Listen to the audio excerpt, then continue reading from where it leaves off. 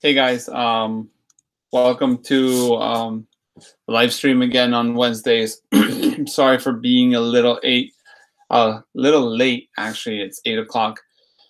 Hoka says I'm 49 minutes too early. I'm trying to find a schedule that works best with the family, and 9 o'clock Spain time was just crazy for me. So I pushed it to 8, but that's a little too crazy too. I don't know how I have to push it to 8:30. I'm still trying to figure out a better schedule. Basically just ran out of the house. That's why I'm late. So yeah, guys, back here live. Let me see if I can set up this so I can see it better. Didn't have time to set up any proper lighting. We just have that top light. And yeah, ran in the house, grabbed the computer, came back. Not much has happened since last week. Well, even though a few things have happened. I'm going to be receiving another 3D printed camera, hopefully. So we'll have reviews of different 3D printed cameras. That's pretty cool. We'll see how it works. Still haven't had the time to set up this one. I was going to set up this one last weekend, but I did the how would you say, the Instax videos instead. Alex, 5 a.m. would be nice. I wake up at 4:30. I could start at 4:30 in the morning. We could have a live stream while I have breakfast, because I'm up from 4:30 to 5:30 having breakfast, pretty much. So I could live stream while I have breakfast. I think there's YouTube channels where people just sit in front of the camera and eat. That'd be interesting to do. Kaimi says, is the arm fully healed yet? Good question, Kaimi. So my left wrist is okay, does hurt. My right arm is healed, but it hurts when I stretch it out. So like right now in the garage at home, I have to put my arm out to open the lock, and it hurts, but there's nothing I can really do now but just wait and hope that it starts getting better. I'm going to start some working out or something like that next year, January, to see if I can regain some muscle and whatnot. Thanks for asking. Thomas, hi from Slovakia, hi from Spain. I'm guessing you guys are getting the cold weather too. It's getting colder and colder up here in Spain. I live in Bilbao, so it's the north part of Spain, which gets pretty cold. But yeah, all is good. Let me show you guys the only thing I have bought in my trip to Miami that I consider serious has been my purchase for the US trip has been these light bulbs for the enlarger. I guess that's when you realize you really are, you know, wanting to do more darkroom work is when you only buy light bulbs. I got paper, got chemistry. I just needed light bulbs because my enlarger uses 4 of these light bulbs, and each time one pops, they pop in pairs. So not one pops. Like if one tries to pop, the other one will go. So you lose 2 each time. So I bought 6. Hopefully that will last me a few years. Alex says, unboxing cameras was nice, but buy some film, letting people take pictures and then say, there's no film is kind of cruel. The loading film into the cameras was uploaded right now with the kids. And the next I got to work on it is that same day we went to shoot pictures. They shot 10 frames each, and they had a blast. We did lose a few frames due to misuse from my kids. One was they opened the back, and then the camera thinks there's, you know, a dark side, so it expels the sheet of film with no exposure. But yeah, it's been fun. I have to take them out again. I'm going to buy some more film. I do have more film for them, but I didn't want them just the first day to waste a ton of film. And I would have let them use the camera on the video. They would have shot the 10 frames while we did the video. So I got to be careful there. But yeah, their faces were pretty good. Birding, good evening. And not much else. The video of us going and shooting, which, look, I got a box full of Polaroids here. Let's see if there's anything good here. I'm in my studio and I barely see the stuff that's around usually. This is a box of Kodak Ready Low, and I have it full of, well, not full. I have a few Polaroids.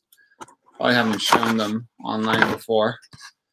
This is Polaroid 54, which is pretty rare nowadays. This is like the Polaroid 55, but it doesn't give you a negative. And believe me, I try to bleach the negative, but it won't come out. I tried bleaching it, scratching it, nothing. But that's Polaroid 54, which is pretty cool film, I have to say.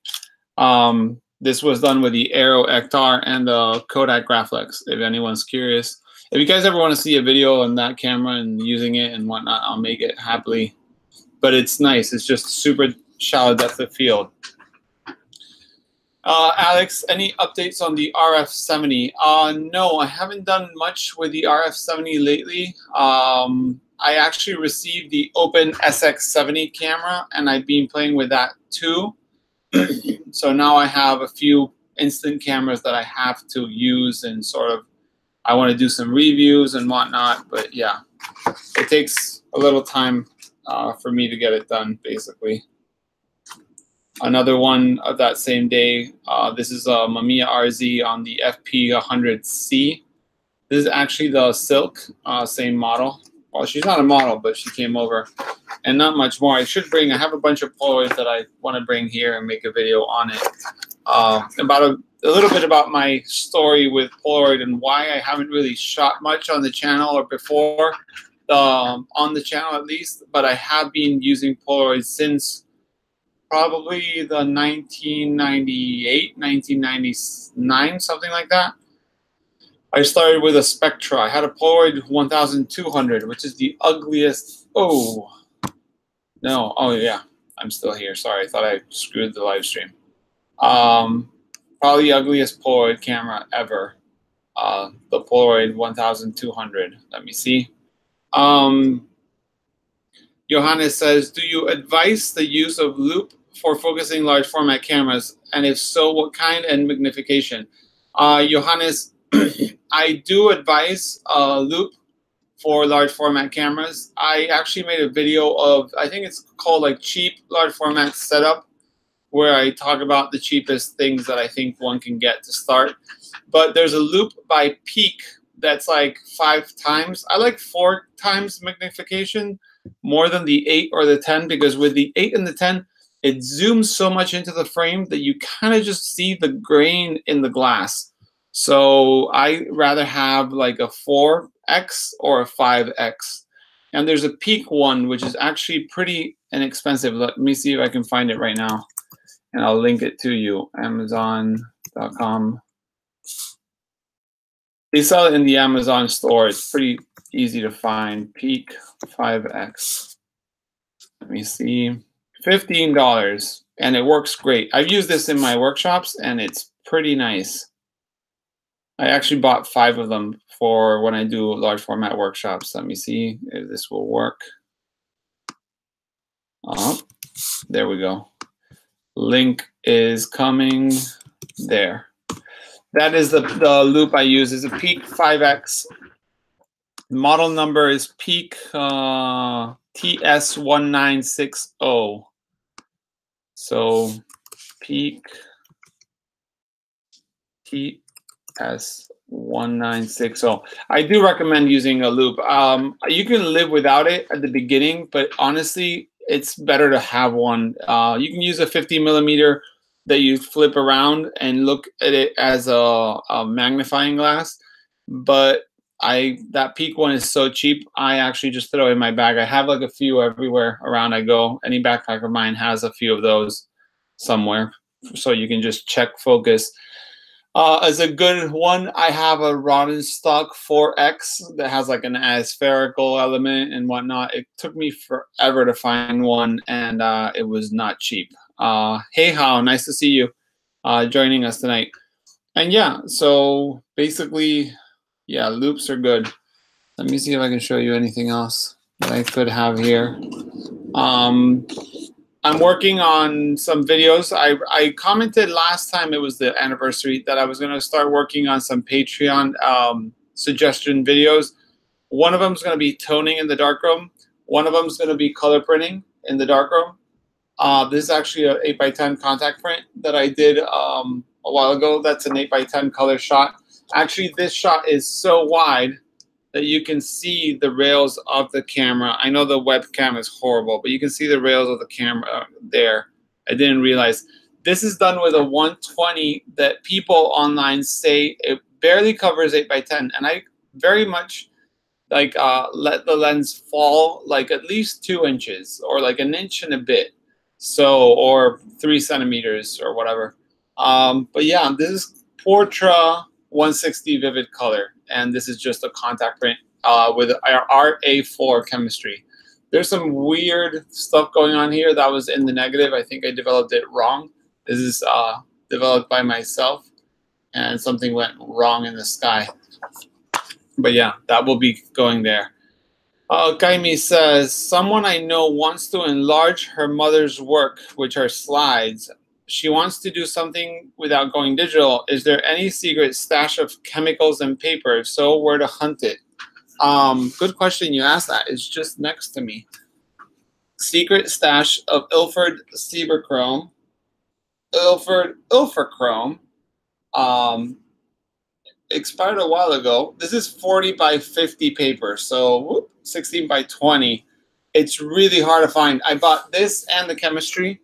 I want to try doing some Ektachrome or Ektachrome, but it's like nearly impossible to find. And this is uber expired, so probably results will be pretty terrible. But yeah, if so, where to hunt? She has bank. If she wants to do it herself, it's going to be impossible to find. If she wants a lab to do it, I think there's one in the US and one in Paris, if I'm not wrong, that still do it. So let me see. Ektachrome service.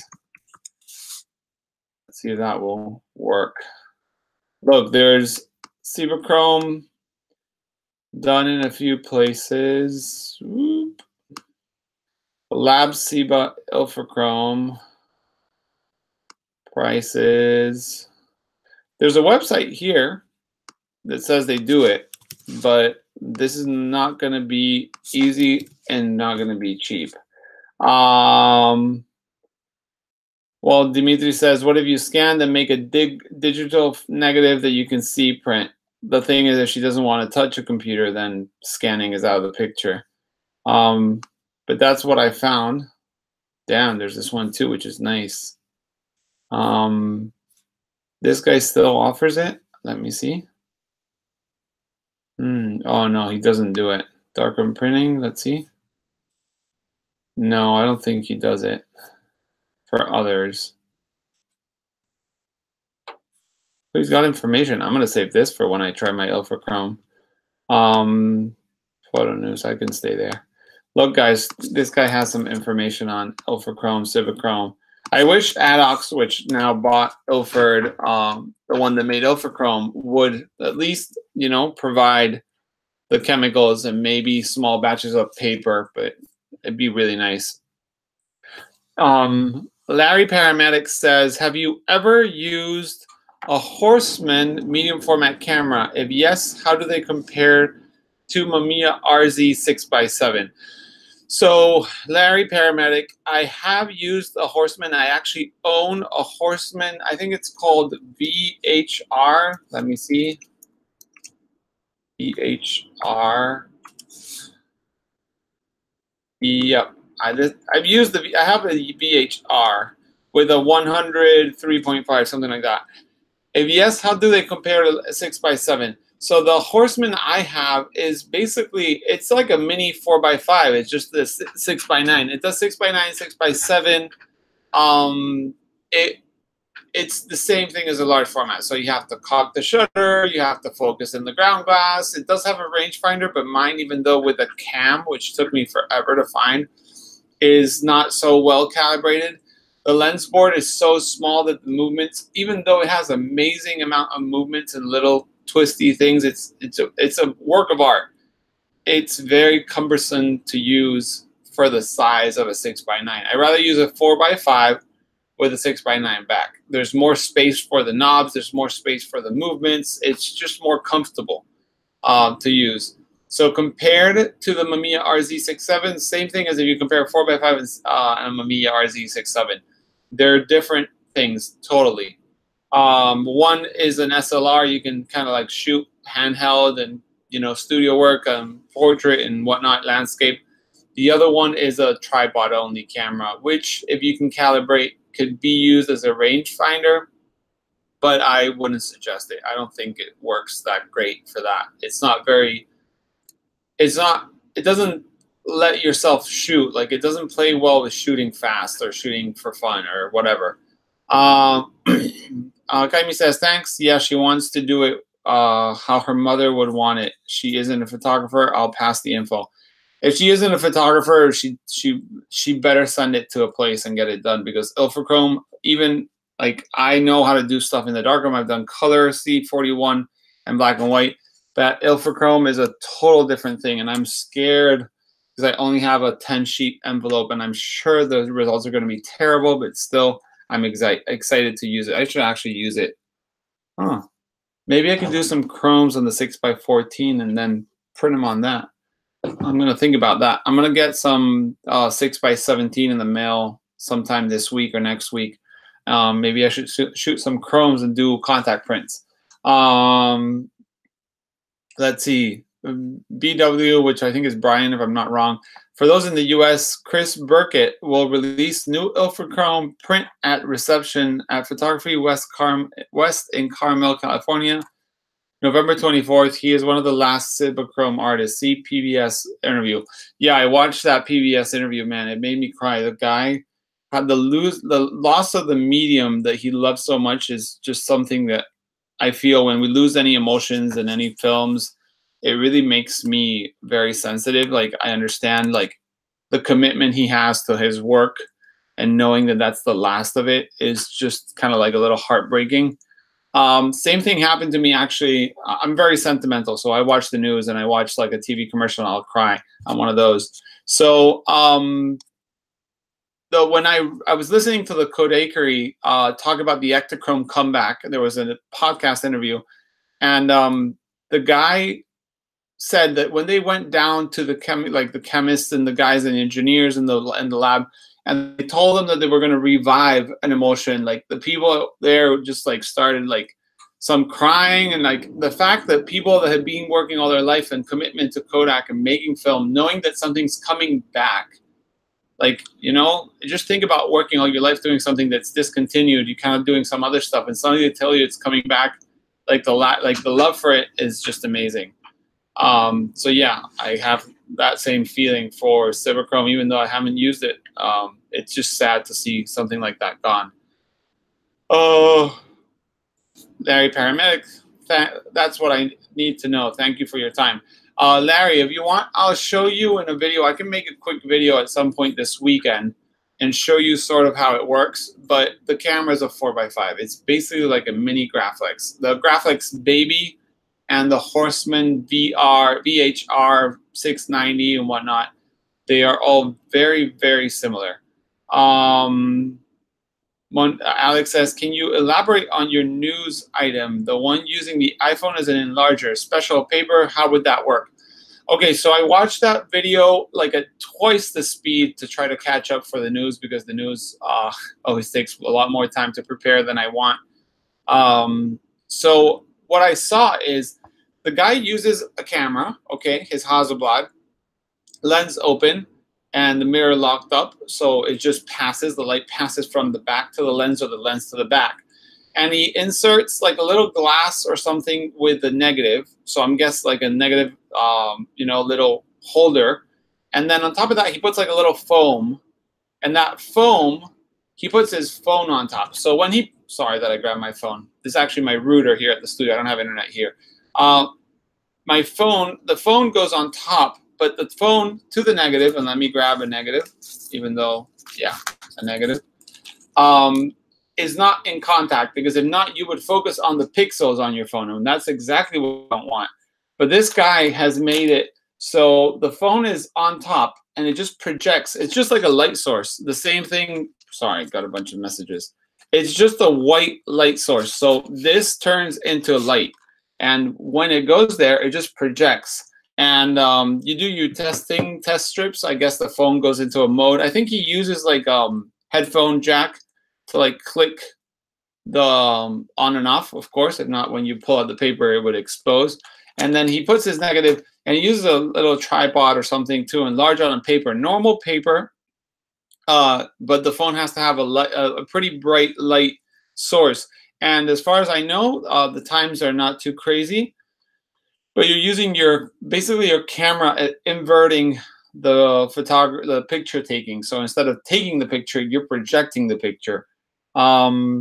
Exactly. iPhone as a light box. I would say more than light box, like a light source, because it just basically is the source for the enlarger. So you're projecting. I don't have an iPhone, but if I get an iPhone or I can test one, I would try to get one there to like test it out. But yeah, it'd be fun. Someone actually told me a few weeks ago, like, please, please, please research how to do contact prints with iPads. And I was like, a contact print and an iPad, I mean, you're just going to get pixeled negatives. Even though it's the Retina display or whatever they call it, it's just going to go through. But this fact that you separate it a little bit gives it that amount of diffusion that you need to do. So it's pretty ingenious, I have to say. You could probably do it without the app, but the app probably helps a lot with the steps, like the timing and the magenta and the cyan and whatnot, so you don't have to put the filters under the lens. Brian says, Ektachrome, yeah, Ektachrome. I have to send my roll to develop. Shot it in Miami. I have one more that I'm going to shoot. I'm getting a lens as a loaner on Saturday, so that is something that I'm looking forward. Maybe I'll use it on that lens. Let me see. Ray says, there's a vintage 3D film camera on a local listing. Have you ever had any experience with these? Ray, I've basically seen 3D, what they used to be called stereo cameras. The 3D thing is a thing that's quite modern. But the stereo cameras are pretty cool. It basically separates around 8 centimeters, which is the distance between your eyes approximately. And it makes that weird feel when you use the goggles, you can see the negative like pop because you're seeing like the two angles. So it gives a 3-dimension to the image. I haven't used them, but I have seen a few. I have a friend that's quite an expert on them. So if you want to send me a message about which model, I can ask my friend. He has a humongous collection of cameras, devices, history. He actually gives like lectures to us when we go down to Madrid about it, and I love it. But it's not something I have tested myself. Saxon says, "Hey Nico, first time catching the live stream. It's 5 a.m. here in Australia. Oh, nice to see you here at 5 a.m. I'm sorry, man. That's the time I wake up, and I can understand it's not easy. If I woke up at 5 and there was someone live streaming, I wonder if I would pitch in or not. But yeah, good morning to you, or good night if you're still awake since last night." Someone asked, L1MZ, how much do you pay for expired 35 and 120? I asked because I've seen some expired film go for crap ton on eBay. Must try film.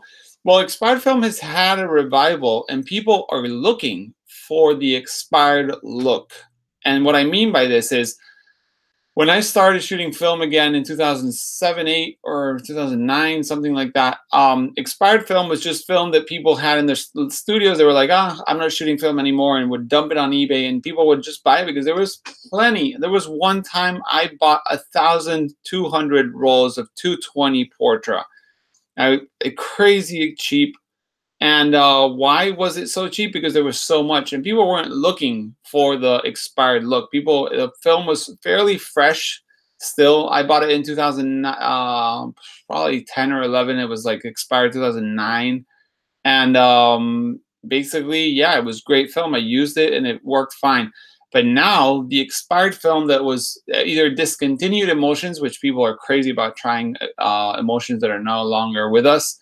The fact is people look for that expired look. Some people, magazines and some other, maybe want to have some defects on the film. So same thing as people are paying for Revolog or double film or a Kono film with a special effects film. People are looking for expired. So that's why the prices sometimes are more expensive than fresh film. To me, it's not my thing, but I understand people are excited about shooting something different and try it. Honestly, I've come to embrace the fact that people don't want to shoot perfectly perfect pictures. And I actually wrote today a bit of an article that I don't know if I'll post anywhere, which I was talking about how the pursuit of perfection in photography has kind of taken away from the art form. Like now, and I'm not even going to start with the digital trend, but like back in the end of film, cameras were really perfect, films were really good, the T-Max and all these, and it came to the point that it was so good that sometimes it looked like it lacked a bit of soul, you know? And I kind of like the look of film when it looks, you know, just not perfect. Nowadays, where we live in Photoshop world and iPhones and all these things where you can take a picture, invert it to black and white, add whatever, and put it somewhere.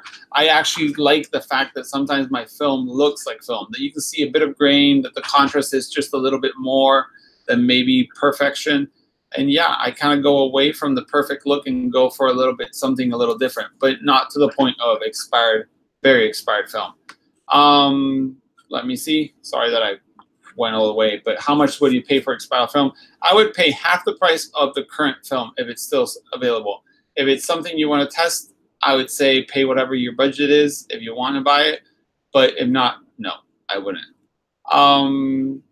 MWorks says, have you been shooting your Wilux at all? I have not been shooting my Wilux, sadly. I've kind of like left it one day on the table and haven't picked it up for a while.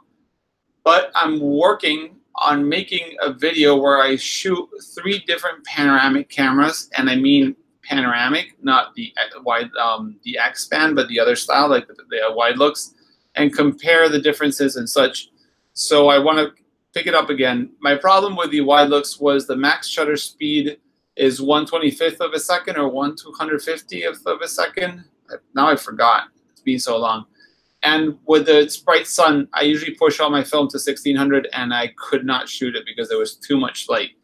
So I think it was the summer I left it down and never picked it up again. So it's downstairs actually, but I have to pick it up 2/50th of a second. So yeah, max shutter speed and max aperture is f11 if I'm not wrong, and that was just not enough for my 1600 speed film.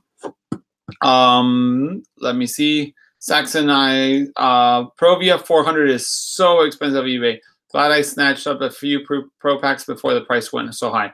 Yeah, Provia 400 is one of the only slide films that you could push to 1600. And that is why it's so expensive and probably so rare. Back in the day when it was sold, it was already very expensive. So yeah, any expired Provia 400 that is in, you know, good condition or sort of good condition is not going to be cheap. But I actually really miss that film, and I wish I could buy some. I wonder how expensive it is nowadays. Let me have a quick search. Also, what else is coming up? I might be getting in the mail. And what I mean getting is I've been offered a few things, and people ship them to me to give a little review and such. And I might be getting something quite interesting for Leica M soon. Let me see. It was 400X Provia. Oh, I wish I could say more at the moment. Any replacement for FP100? Still nothing. Well, this, I don't know if I can say, but I'm going to give you some details. A person I know, and actually YouTuber, fellow YouTuber, great guy, is I don't know if he's the hand model for the video for the Kickstarter, and he sent me a few pictures. Well, no, he didn't send me the pictures. Sorry, he told me about the pictures, and supposedly it's not looking bad. So they're working on it. SuperSense is going to be coming out with a campaign on Kickstarter, and they're going to be trying to make a new version of FP100C. So hopefully that will, you know, be a successful Kickstarter and a successful finalized Kickstarter. Because one thing is getting your Kickstarter to get the funds. One thing is getting the product out there. And I'm the first one that can say that, because I still owe a bunch of people prints that I have here and still have to print a few more, ship them all together, and finish with my Kickstarter. So yeah, there will be hopefully a replacement. I'm not selling any of my, how do you call it? Any of my FP100C backs. Any updates for the rewards, both Kickstarter and Patreon? I don't want to lift the computer, but inside the darkroom, there are some prints that I did last weekend. There's going to be some 11x14 contact prints going for the Patreons that have been so much waiting for my prints. I know the Patreon reward is an 8x10, but I thought it'd be nice to ship some 11x14 contact prints. And the Intrepid ones are here. Some others are in there. Still trying to finalize a few. I should try to do shipping by batches, so finish the first 5, then do the next 5 and such. But yeah, things are looking good. I also got my lab to print a few, well, C41 negatives, but scanned as also a thank you. So it's going to be a little bit of a care package. Not only what I said I would ship, but more for the delay and as a thank you. And once I get my Patreons catched up and the Kickstarter catched up, I hope to be doing every now and then a batch of postcards for people that maybe want to get something in the mail. I had an idea the other day for some fun postcards, but I first have to finish the previous work. So how it's still in the works, still going on, and will be very soon, hopefully before the end of this year, I'll have it shipped and probably at your location. So sorry for the waiting. I have not been very good with my time managing for that. I've been doing a lot more videos than working on the rewards, so sorry for that, guys. M-Works, anyone have any issues with the Japan Camera Hunter 400 Emotion easily scratching? It scratches in my Widelux F8, no other film scratch that I put through my Widelux Kodak and Ilford films. I mean, it's surveillance film, or at least that I remember. I think it was like a radar camera kind of film.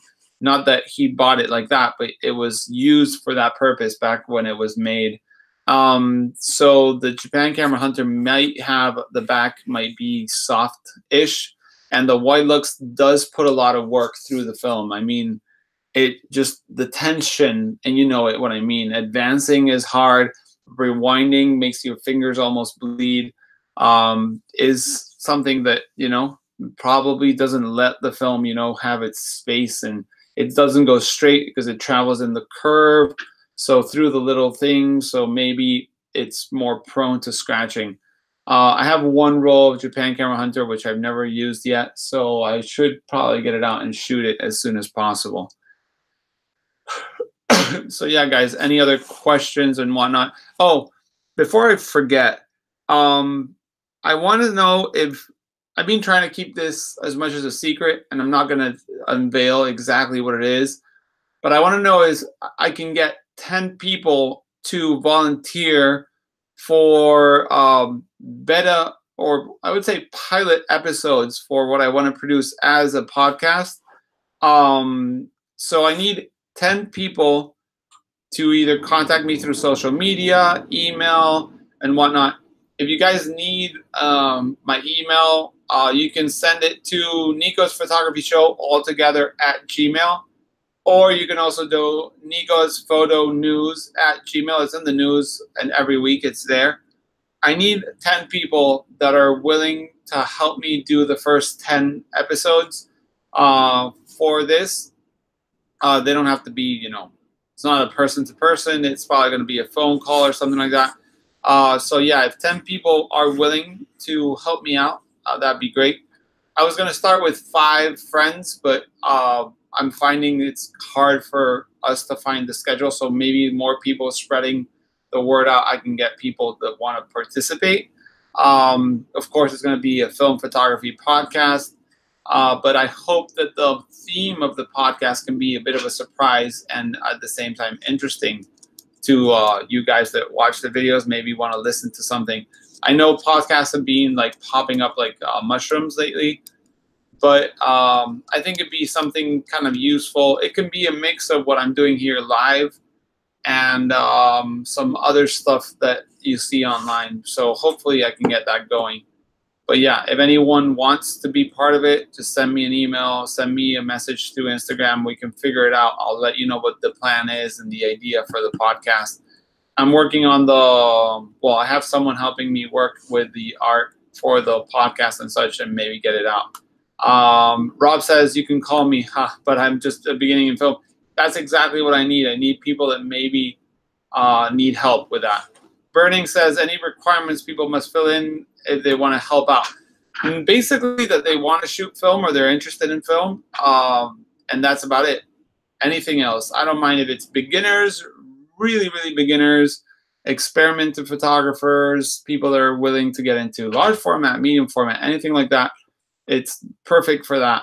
So yeah, don't feel shy. You can use a nickname or you can use an alias if you want not to be called by your name. But I think there's no harm in people knowing, that physical persons have, certain needs or questions, and it's going to be a conversation, nothing else. L1MZ, I found some Provia 1600 35 for 10 each. Should I get some? I've never shot Provia 1600, but I can tell you that slide film doesn't age well. Slide film that's fast ages even worse. So in my opinion, you might want to get some and try it out, but you could find the film could be very, very off. But buy some, test it out. It's all about having fun. Love your channel, by the way. Thank you. Rob says, hope my English is good enough. Heavy Dutch accent. I mean, yeah, English is going to be our language, so that, but I'm sure it'll be fine with a Dutch accent. We'll go slow. You can talk slow, I can talk slow, and see how it goes. But yeah, I just want to do like 10 people to start, and then from there, see if it can catch on to other people that are interested. Kaimi says, I would be available depending on the time also, but yeah, unsure whether my experience is sufficient to add. Let's try it, Kaimi. I think you were in Brazil, if I'm not wrong. You were in Europe and then you went to Brazil, if I'm not wrong. But time schedules, we can figure it out. Remember, guys, that I wake up at like 4 in the morning and I usually go to sleep like 11 at night. So we can find, and on the weekends even later, we can find a moment of the day that we can both talk and have a conversation. So time should not be a big, big issue. And if I ever have someone request the time that I'm not usually awake, we'll figure it out. I can wake up, we can record, and I can go back to sleep. Maybe it'll be a very slow podcast. But yeah, guys, just send me a message somewhere so I can have it, and because these comments don't disappear anymore, but it's hard to figure out who was who and the messages, and Facebook doesn't really help with communicating back and forth with guys. It really is not nice. I press a name on my phone and it doesn't let me see, or it just stinks. The Barbas, a guy with 17 years talking about film photography. Yeah, I don't mind if you guys are 17, 16, 27, or 95. It's only just having some fun talking about film. Hao says, I bought the PM45 metered last couple of months, and it's extremely hard to focus. It's because of the diopter, trying to find zero correction, but no luck. How you could be having a few problems there. First, remember when you use a prism, it always loses a bit of light. So as it's using mirrors to rebound and correct, so what you see, when you move your camera, it moves the right way. And then, of course, it could be the diopter, trying to find a zero correction, but no luck. You could go to a pharmacy or whatever could be in the US. I'm guessing some sort of, what is it called? I went to the pharmacy the other day. CVS? No. Well, CVS. And you can buy the cheap little glasses for old people. They're like using one use, kind of like the ones that people have for emergencies. You can try to find the one diopter correction, or even one of those filters they sell on eBay or B&H that are cheap, like macro filters, and unscrew the one you have and see if with that one it helps. And see if maybe even if it works, you can grind it down to the size and put it. But if you're trying to look for that kind of thing, my best bet would be try to contact KEH on the phone and see if they have it, because some things are so small that some stores don't list them. Also, you could try Bellamy Hunter, Japan Camera Hunter, because he will be able to go into Japan, walk into a store, find it, and a 1 or 0 correction can't be so expensive. I mean, you're probably talking about, say, tops $30, $40. Even for Bellamy, he'll do that probably, no problem. And see if that will work. Kaimi says, yeah, living in Brazil.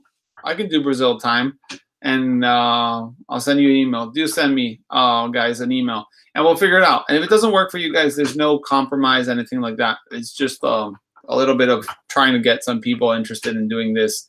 And I want to get it off the floor. I wanted to start just before, like, I wanted to launch like the first episodes at the beginning of the year. So, and see how that rolls. But I have it in my head and I think it's awesome. I just want to get it out and see if people think it's awesome or not. So yeah, how I hope you can find something for that viewfinder. Also, I don't know if I keep on trying to use this mouse that's here on the table. It's not the mouse for this computer. There's a viewfinder for the Hasselblad, which is extremely cheap. Hasselblad viewfinder, and I wonder if the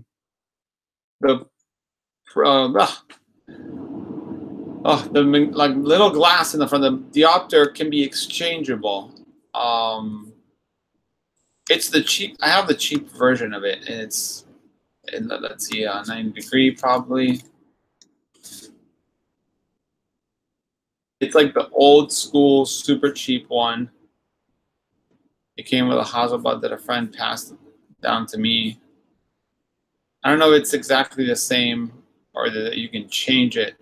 Maybe you can also have luck that it works. It's a very similar one to maybe an old Nikon or something like that. You can probably get a caliper and measure it, the screw, see if you can find some substitute. I'm trying to look to the one I have, but I can't really find it. Oh, here it is.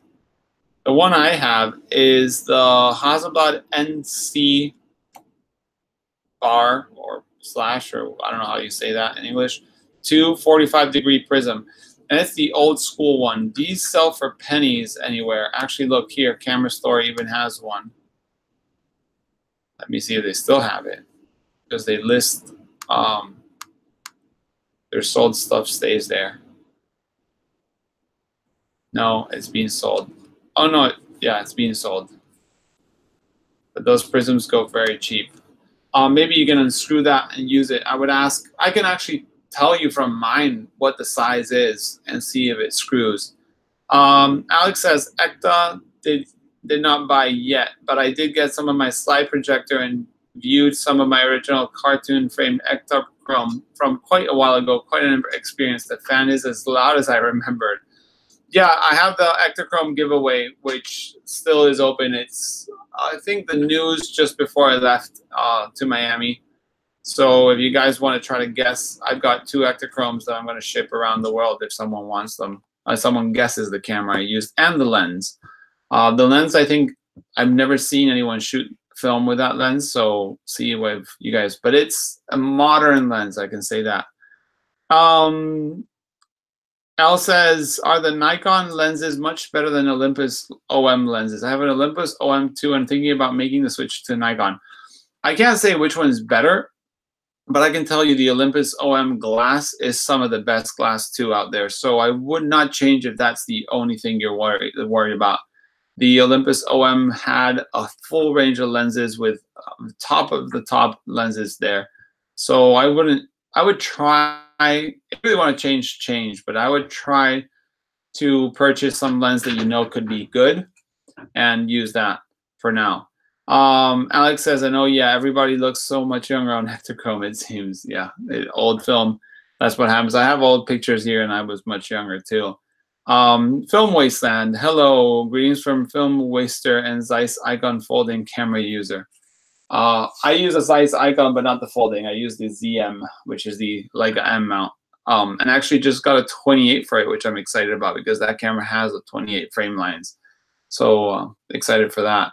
Kaimi says, in my experience, no. The Zuiko is not great as the 35 2.8, but most is as good as Nikon in my experience using both as main cameras. Softy for Zuiko, though, so might.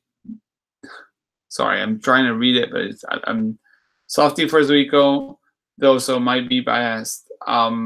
Yeah, I've never used Olympus OM, but I've heard good things, honestly. I do have a Pentax MX, and it has a 51.4, and it actually renders really nice. But Pentax has a different glow to their glass. I just received the Olympus Pen F, and I have to say I really enjoyed it. I don't know what the quality might be for the lens, but it's really fun. M. Sulo says, what light meter with hot shoe mount can you recommend? Looking for something not too fancy and not too expensive, just a run and gun. Battery powered would be nice. Without a doubt, the Voigtlander VC2, if I'm not wrong, that's what it was called. It's, to me, the best. I can't remember how expensive it was. VC meter 2, yeah. There's a VC1 and the VC2. This is an amazing light meter. Brand new, they still sell it, which would be awesome. It's $225. I know it's not cheap, but secondhand you can find it for like a 100 and something. Uses batteries, works really well. I actually really enjoy it, and I've used it many, many times. I used to have a black one and a silver one. Then I sold the black one. I don't know. I sold the black one, kept the silver. But it's very nice. You were tempted to buy a camera from Camera Store. Alex, I was not tempted. I was very, very tempted.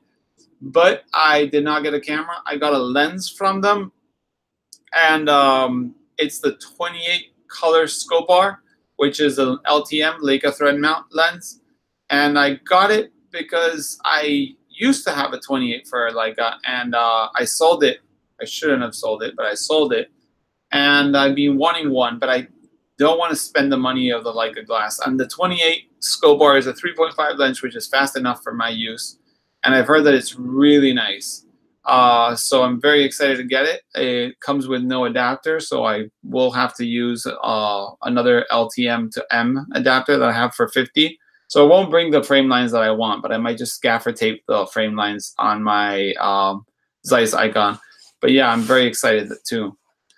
Hao says, I use my Canon Eland with new L lenses, not that much different. A bit sharper, but the photos look like digital with a film preset on. Yeah, I've been using a modern camera, which is the one I used in Miami. I don't want to say the name yet. With modern glass, and it does feel very strange. I haven't developed yet, but you can tell like the lens just looks so clinical. I don't know how to say it. It's just so clean, which is not bad, but it's not what I usually use, so I'm not used to that. But yeah, Canon, to me, that's one of the best entry-level cameras. Is like something like the Canon Eland, Nikon F65, F80. They're going for, at least the Nikons, which are the ones I know about, are going for like $20 to $30. And you can stick almost any modern glass on it and shoot. And they're awesome cameras. You can learn photography like that. You don't have to buy a fully manual camera to learn photography. You can use a normal modern SLR, not DSLR, just before the DSLRs came. Barba says, how's about lens 500 cm, 501 cm? Have better quality than the Mamiya RZ 6x7 RZ, RBRZ. Better quality. I mean, to me, the concept of better is very relative to who is looking at it. Okay, so maybe on a chart, the Mamiya are probably sharper. I've heard the Mamiya RZ lenses and the latest of the RB, I think they're the K ones. I'm not sure which were the last ones. They have like green lettering. Those are the best. KB, or can't remember the lettering. But basically, those are extremely sharp lenses, and they render really well on that. But the Hasselblad have the Zeiss glass, which has that texture to it. So depending on what you're looking for, you might like one better than the other. To me, the Hasselblad looks more organic, more natural, but for some reason, I really love my RZ 6x7 lenses. So better, I can't tell you which one's better. I've had that argument with people that have owned both cameras and actually own both cameras, and they agree with me that the Hasselblad has another feel, but they also love the RZ, so I wouldn't be able to pick. Howe says, Nick Carver uses a Mamiya RZ67 and his pictures are stunning. Yeah, Nick Carver does great work with his camera, I have to say. He's one of the ones that makes me want to go out in the field. And I have Steve Onion, who has a YouTube channel, has been one that I've been watching lately that has made me want to go out in the field. And I'm not a field guy. I'm not a landscape photographer at all. But I actually even he had the umbrella stand thing that would hold your umbrella to your tripod, and I totally went ahead and bought it. I mean, it was like $7. And I've been wanting to find the moment to go out with my kids and shoot some landscape photography, because it's something I've never done, and I think maybe trying to get out more would make it better for me to spend time with the kids. That's why I made that video the other day. I'm going to try to make some videos including other people from my family or not, to try to make things, have more time with them sometimes and whatnot. So hopefully you guys will enjoy that content too. Film Wasteland says, yeah, Voigtlander for president. I am saving for wide scope bar for my M39 Leotax and Canon. Which Voigtlander wide are you trying to get? I'm curious because I want to see if I can get a loaner, and a few friends have the wide lenses, the 15. I think a friend has the 12. Another one has the 21. And I've been trying to see which one I would like to test. But yeah, 28 is going to be it for me. Saxon says, I use a Canon Serenar 28 3.5 on my Canon P. Absolutely love this setup. Yeah, the Canon Serenar 28, I think I've heard is the one Winogrand used for a while. And yeah, 28 is a great lens. I really should have never sold that 28 I had. I had a 28 Elmarit from Leica, and it was in brand new condition, and I sold it. And now is the day that I really wish I wouldn't have. That's why I don't try to sell any gear anymore if I can. But yeah, guys, any other questions? Also, random question out of the blue. There's 28 people watching. I'm going to get some lens that's pretty rare for the pocket more than anything as a loaner this weekend, hopefully. I'm driving over to a friend's town to pick it up. And it's a very, very strange lens to own. And I want to know, what would you guys want to know? It's for a Leica camera. Do you guys want to see a video of how it feels, how it renders, compare it to other lenses? Would you guys want to just not see any video about it? Compare it to different brands with the same focal length? It's something that I'm curious, because I've never been a target for that lens. It's a 50 mil. And I'm curious because, I don't know, it's such a strange, it's a hard to get lens, and I'm curious what people would like to see out of a video, for that. All the above. Okay, let me see. Film Wasteland, 25 probably, 15 would be usable in my Bessa L, the one without rangefinder, but too wide for me. I actually have the 25 Voigtlander. I've used it a few times, and it's actually pretty fun. My idea is to mount it soon on a camera and get it out more, because I've had it for 2-3 years. I bought it really cheap. I paid 90 euros for the 25, so with the viewfinder, so that was very nice. Christian, if you want to write, something says message retracted. All the above. I just want to know, what would someone that watches a Leica lens video would like to see? Bokeh, weight, minimum focus, resolution, sharpness. I don't know. I'm not going to be shooting on digital. It's all going to be done on film. But I probably will send the film to my lab that I usually send the things that are important to scan properly and such, because I'm not so good at scanning 35. I don't have proper tools to scan 35, at least not for comparing resolution and such. So yeah, guys, we're reaching almost the hour. Doesn't say how long I've been live. I never know if it says. Okay, let me see. We've been live for 55 minutes. So yeah, guys, last 5 minutes. Your loaner, just your experience. Okay, I'll give my experience. Joseph says for I'm horrible at the FWIW. For what it's worth, I guess. I'm more into how a lens is useful than anything. Like, this is great for low light portraits. This is ace for walk around in crowds, etc., etc. That makes sense. Joseph says, I'm after an M mount lens for landscape, a wide one.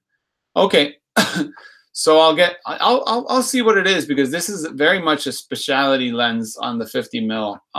It's not the Noctilux, but I'm curious to see what it's about and what is so appealing for people to be purchasing such a lens.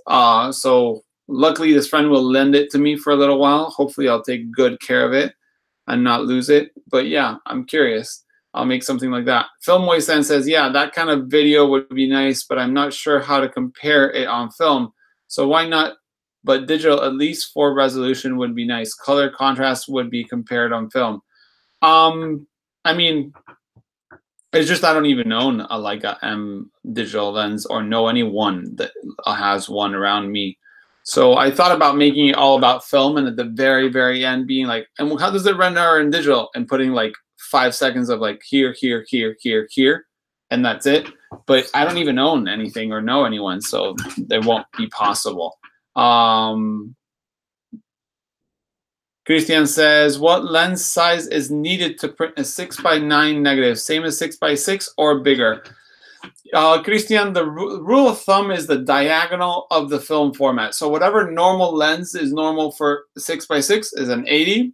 For 6:9 is around 100, 90 to 100. So you can use a 90 or 100 millimeter lens to enlarge. That's what usually. You can also use a 135, 150, but that will make the enlarger be higher.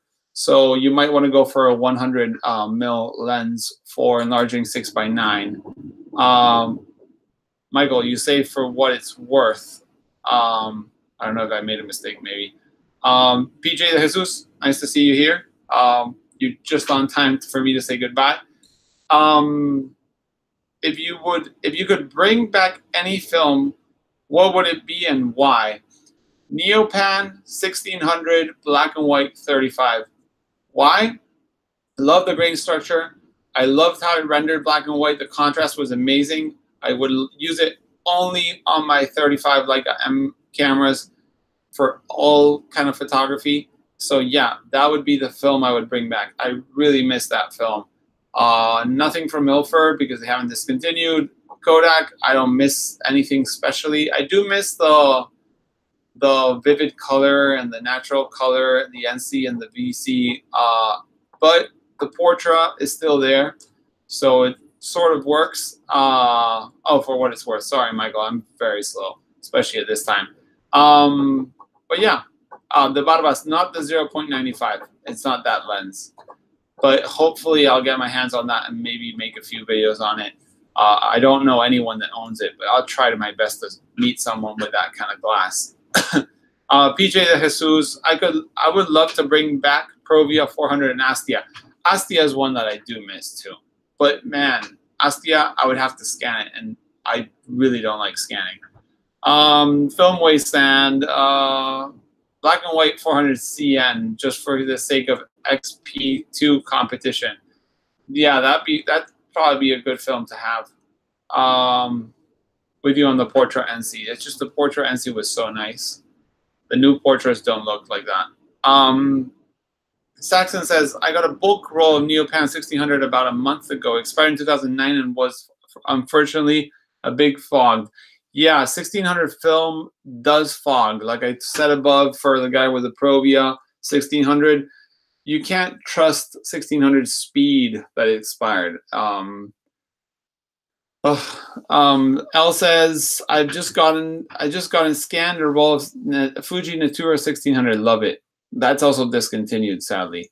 Okay, guys. I'm gonna call it a day for today. As always, thank you for joining us, joining me and us in the conversation. For those that want to be maybe included in the future podcast somehow, or want to participate or curious, you can send me an email at nikosphotographyshow@gmail.com.